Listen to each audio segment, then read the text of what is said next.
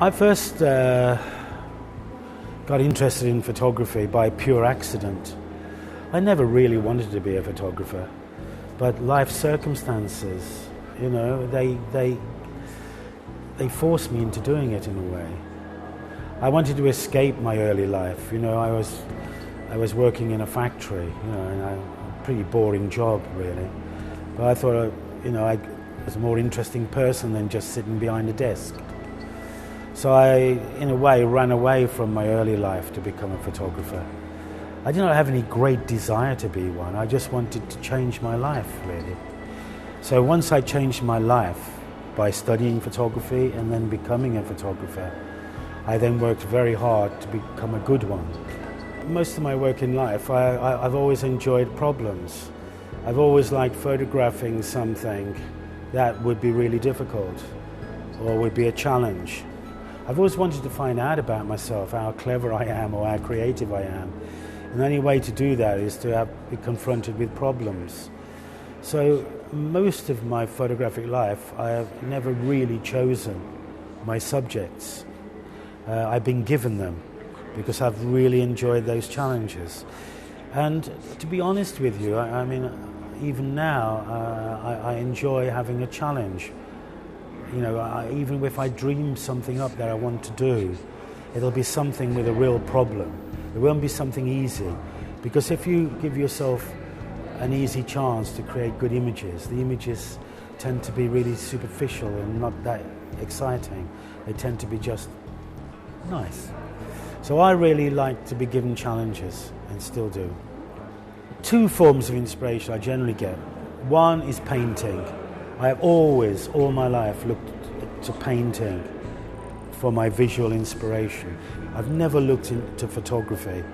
I've looked at photography so I can discuss it to another photographer or someone interested in photography.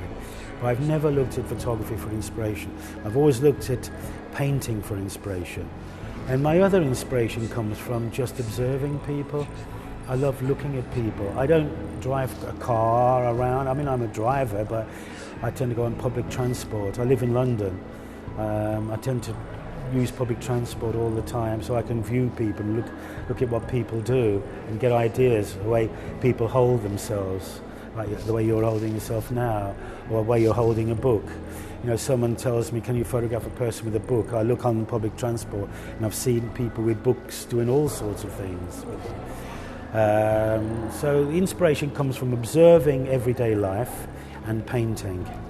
Sometimes I congratulate myself, which I'm allowed to with my own work, I think, at times, what I achieved certain portraits, and also I congratulate myself, I suppose, or delight the way I've solved a situation, a portrait situation.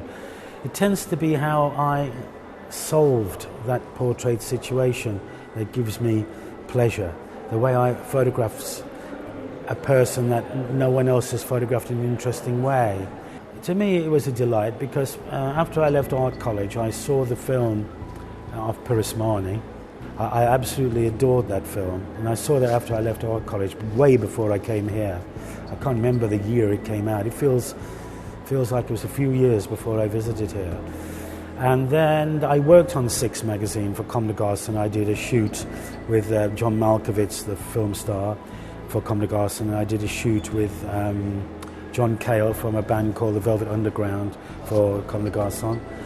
So they worked with me. They realised they could get the exposure right. So they confronted me, because I wasn't a fashion photographer really, and I think they wanted someone to do this shoot that wasn't the fashion photographer. They didn't see it really as pure fashion photography. And so they asked me to fly to Tbilisi. Comme des Garçons did. I knew what the shoot was about. We came and saw all the paintings of Pirosmani in the flesh here. So we were inspired. And we were only here for 4 days. It's very brief, really. And the shoot itself, like you can see around us now, consisted of maybe just over half a day, I was rather frustrated that it was so fast. I don't like working that fast. But we had to work quickly. It's very, very, it's only 0.0000001% of photographers that are any good and will ever be any good. But photography is a wonderful thing to do, and it brings so much pleasure. But very few people can do it because it's so easy. And anything in life that is so easy is very, very difficult to do well, you know. You have to be very strong as a photographer because you have to deal with real people, and you want to get a strong photograph from that person, so you've got to really be quite clever to be able to get it.